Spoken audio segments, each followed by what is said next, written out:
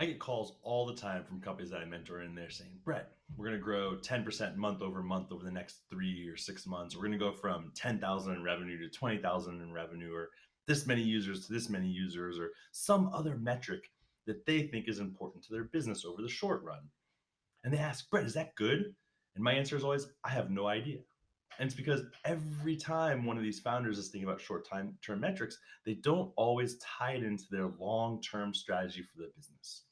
And that's the topic of today's Brett's Brain is when you're setting short-term goals, make sure they tie into that long-term strategy or that long-term goal that you have.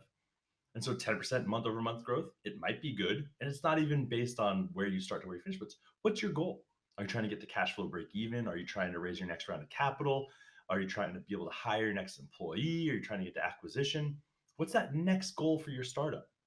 And then let's understand where you need to be to obtain that goal. And that's the long term strategy. And then do your short term goals get you there? And now we're totally ignoring all the things like are they obtainable, are they realistic, et cetera, et cetera. And we'll talk about that in another episode. But today, the key takeaway is just make sure when you're making those short term goals, you don't forget to tie them into the long term strategy that you need to have for your company.